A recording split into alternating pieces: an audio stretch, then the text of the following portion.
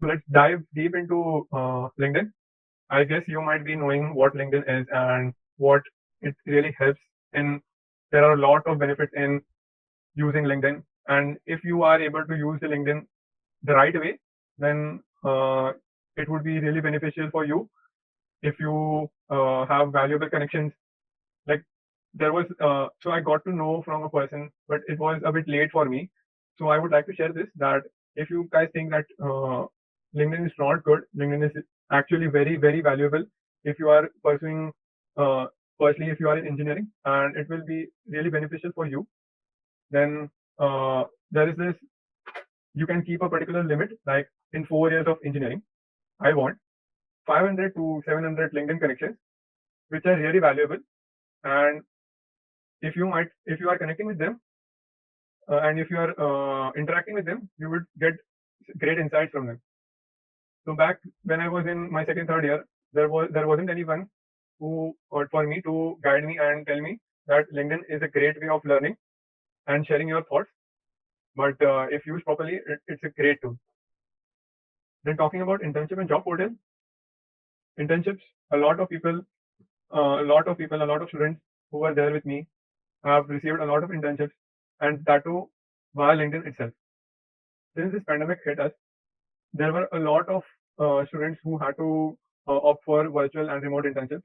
So LinkedIn was the best tool to explore, and various companies and startups were targeting LinkedIn, and they were adding their post, which mentioned that they were planning to have a lot of internship opportunities for people. And a lot of people, including me, I also have 10 internships which I received from LinkedIn, and it was really fun working with working with startups and companies. And LinkedIn was a go-to solution for me. So I would definitely recommend you to apply for internships and jobs if you are in fourth year, or even if you are in any other year. Explore this opportunity, explore the job portal, the LinkedIn job alerts and internship alerts, and you would definitely be benefited by that. And obviously gaining exposure.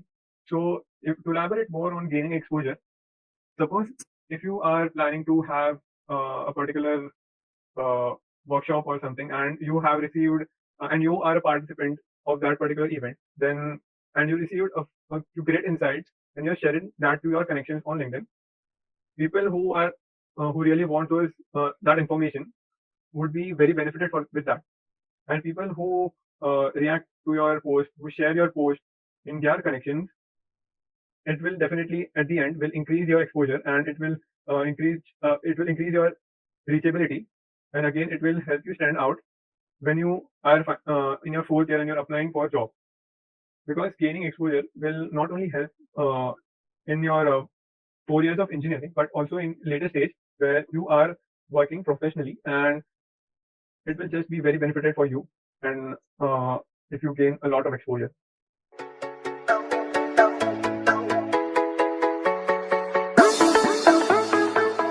Then the next question is, what are some good practices for a good LinkedIn profile?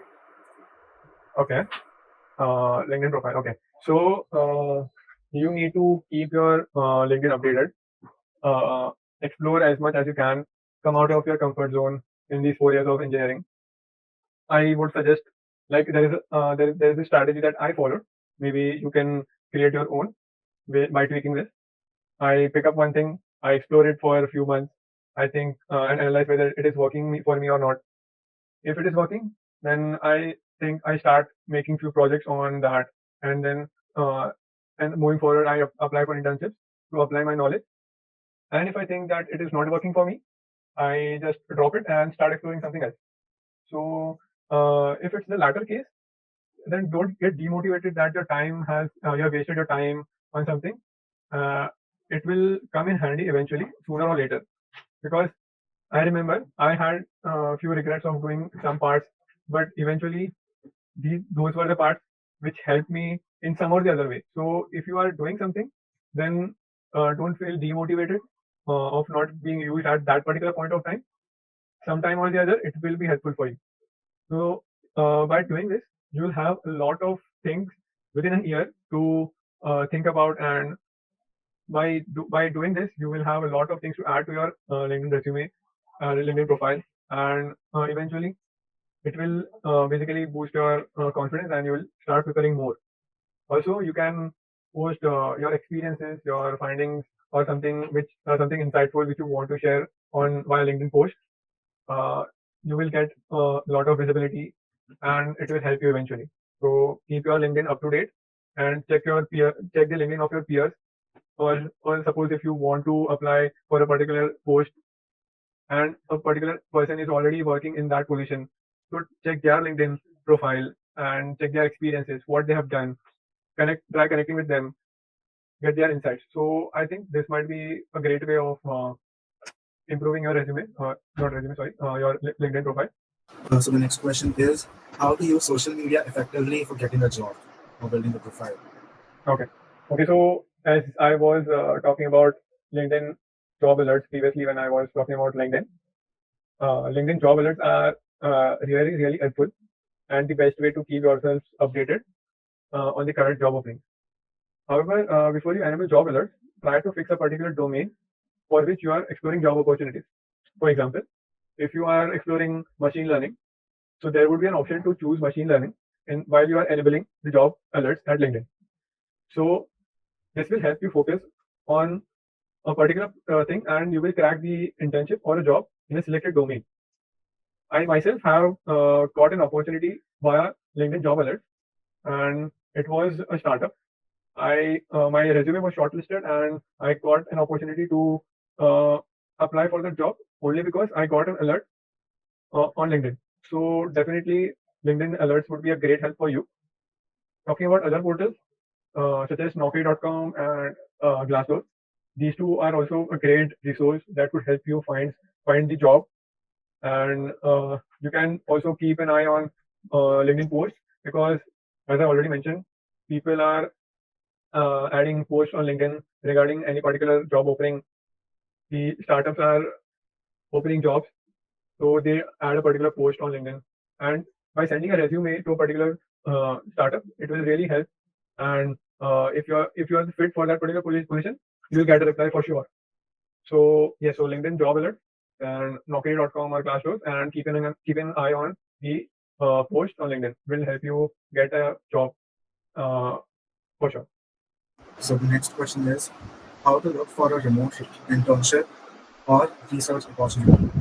Okay, okay, that's a great question. In fact, I might be the best person to answer that, because all the internships that I have done were remote internships along with research work. So the answer will again rotate around networking, because uh, networking will help you in all the ways it can. So if you are attending a seminar or workshop or a course, for example, in a reputed university, for example, IITs or NITs, like you get a chance to attend these workshops or seminars, make sure to interact with the professor and ask for any research opportunities under his or her guidance. Talking about internships, uh, since the pandemic is still on, most of the internships would be remote itself. So try using LinkedIn, like LinkedIn alerts, and keep an eye on the posts that people add on LinkedIn. And talking about me, I could give an example because I have actually done both, like research internship and remote software internship. The talking about research internship, I went to IIT Bombay to do a particular course. It was on Python, and uh, at the end of this course, I had an opportunity to interact with one of the professors who were teaching us, and there happened to be a position for research opportunity, and the professor asked me whether I am open to work. So I was very happy and I accepted that. So this is also a part of networking. If you go and attend a seminar or workshop or anything, and you feel that a particular person, like if you feel that you want to pursue a domain and that particular person has already been there for a few years, try to interact with them and get few insights from them. Obviously, their experience would be valuable for you. And talking about remote internship, via LinkedIn itself, I have received my both the internships. Like I have done two internships as mobile application developer, and again, I was in one internship. I was approached by the company itself, and in the second, I approached the company for the internship. So LinkedIn would be a go-to solution if you want to do remote internship, and if you know any other students or your friends who are currently in the company you want to apply, you can definitely connect them on LinkedIn and interact with them. So yeah, so this might be a great way of interacting. Okay, so this is my personal question. Can you tell us how to apply for an internship? Like, what all steps do we first have to keep in mind and update our LinkedIn profile accordingly before applying to internship? Okay. So while applying, so first of all, you need to be clear regarding the domain that you are applying to. For example, I'll give my example. I love developing mobile apps, so I have tweaked the resume in a way that I would add a lot of content which would add up to the role I'm applying for. For example, if I'm applying for mobile application development, I'll add projects which are app development, which are related to app development. I'll add experiences which are related to app development. I'll add courses or certifications which are related to that. So, frankly speaking, the resume will never be the same for the company, for any company if you're applying for. The resume should be tweaked in a way that it properly impacts the position that you're applying for. So, if you're applying for machine learning, add machine learning courses, add machine learning internships if you have done, add machine learning projects. Tweaking this will help you in getting selected or even getting your resume selected, because before in few companies, before you get a call for an interview, your resume is passed through an ETS. That is that is a software which eliminates the resume which doesn't contain some amount of keywords which they won't, like those keywords won't be publicly available, but that would be decided by the company itself.